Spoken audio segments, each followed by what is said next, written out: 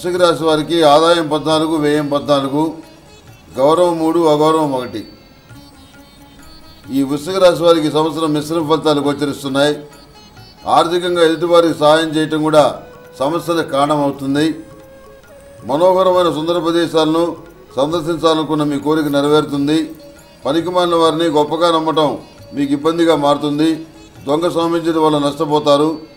ఆహార, లోహపు వ్యాపారులకు, రెడీమేడ్ దుస్తుల వ్యాపారులకు, వైద్యులకు, చార్ట్ అకౌంటెంట్లకు, ఫైనాన్స్ వ్యాపారులకు, హోటల్ వ్యాపారులకు, మత్స్య వ్యాపారులకు, పాల వ్యాపారులకు, పబ్లికేషన్స్ వారికి, మందుల షాపుల వారికి, పాదరక్షల వ్యాపారులకు అనుకూలమైన కాలం.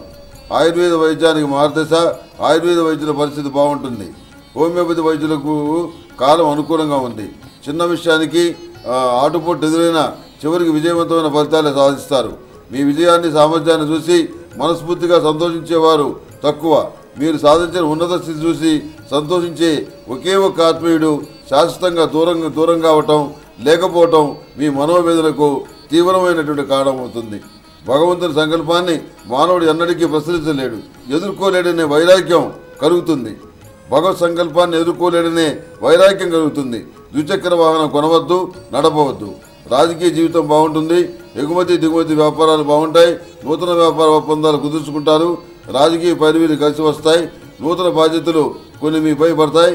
మీ సమర్థతకు అగ్ని పరీక్షలు ఎదురవుతాయి.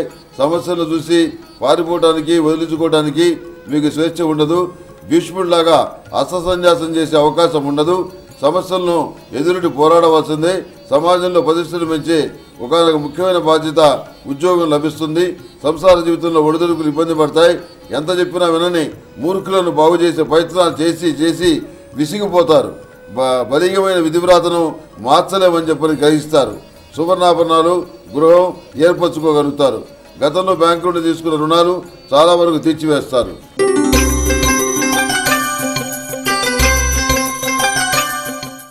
విశాఖ 4వ పాదం, అనురాధ 1, 2, 3, 4 పాదాలు, జ్యేష్ఠ 1, 2, 3, 4 పాదాల్లో జన్మించిన వారు వృశ్చిక రాశికి చెందినవారు.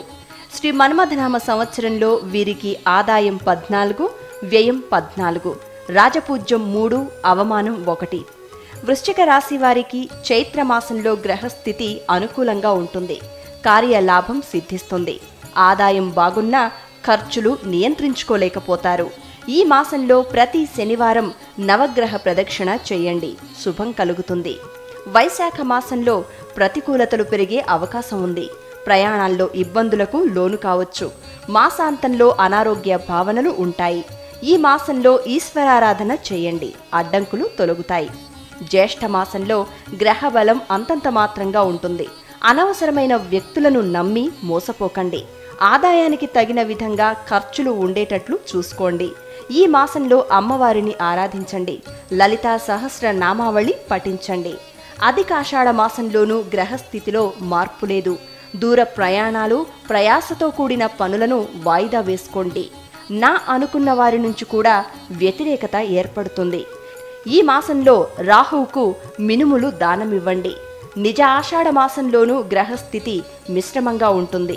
అవసరానికి తగినట్లుగా ఆదాయం ఉంటుంది. కుటుంబ సభ్యులతో ఆనందంగా గడుపుతారు. ఈ మాసంలోనూ రాహువుకు మినుములు దానమివ్వండి. శివారాధన చేయండి. శ్రావణ మాసంలో గ్రహస్థితి అనుకూలంగా ఉంటుంది. కుటుంబ వ్యక్తుల తోడ్పాటు లభిస్తుంది. వాయిదా వేసుకున్న పనులు పూర్తి చేస్తారు. ఈ మాసంలో లక్ష్మీదేవిని విశేషంగా ఆరాధించండి. కుజుడికి కందులు దానమివ్వండి. భాద్రపద మాసంలో ప్రయత్నాలు అనుకూలిస్తాయి. ఉద్యోగపరంగా జాగ్రత్తలు పాటించండి. ఆర్థిక స్థితి మెరుగ్గానే ఉంటుంది. ఈ మాసంలో గణనాథుణ్ణి ఆరాధించండి, వరాలు అనుగ్రహిస్తాడు. ఆశ్వయుజ మాసంలో కుటుంబ సౌఖ్యాలు ఏర్పడతాయి. మనోభిష్టాలు నెరవేర్చుకోగలుగుతారు. ఉద్యోగులకు అనుకూల సమయం. ఈ మాసంలో అమ్మవారిని విశేషంగా ఆరాధించండి, శుభం కలుగుతుంది. కార్తీక మాసంలో చికాకులు ఉన్నా చేపట్టిన పనులు పూర్తి చేస్తారు. కుటుంబ సభ్యుల సహకారం పొందుతారు. ఆర్థిక స్థితి మధ్యమంగా ఉంటుంది.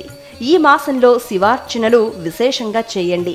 శనివారాల్లో శనేశ్వర ఆరాధన చేయండి. మార్గశిర మాసంలో గ్రహానుకూలత లేని కారణంగా ఆటంకాలు ఎదురు కావచ్చు. ఆత్మవిశ్వాసంతో ముందుకు సాగుతారు. ఆర్థికపరమైన వ్యవహారాల్లో జాగ్రత్తలు పాటించండి.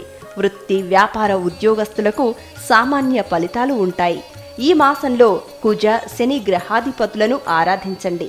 పుష్యమాసంలో గ్రహస్థితి మిశ్రమంగా ఉంటుంది. చేపట్టిన పనులు పట్టుదలతో పూర్తి చేస్తేనే పూర్తవుతాయి. ఆదాయం, ఆరోగ్యం ఒకంత అనుకూలం. ముఖ్యమైన వ్యవహారాలు వాయిదా వేసుకోండి. ఈ మాసంలో వచ్చే శనివారాల్లో శనేశ్వరుడిని ఆరాధించండి. మేలు జరుగుతుంది. మాఘమాసంలోనూ గ్రహస్థితిలో మార్పు ఉండదు. శుభ ప్రయత్నాలు అనుకూలిస్తాయి. ఆర్థికపరమైన జాగ్రత్తలు అవసరం. ఈ మాసంలోనూ మీ స్వయం శక్తే మిమ్మల్ని కార్యసాధనలో విజయవంతుల్ని చేస్తుంది.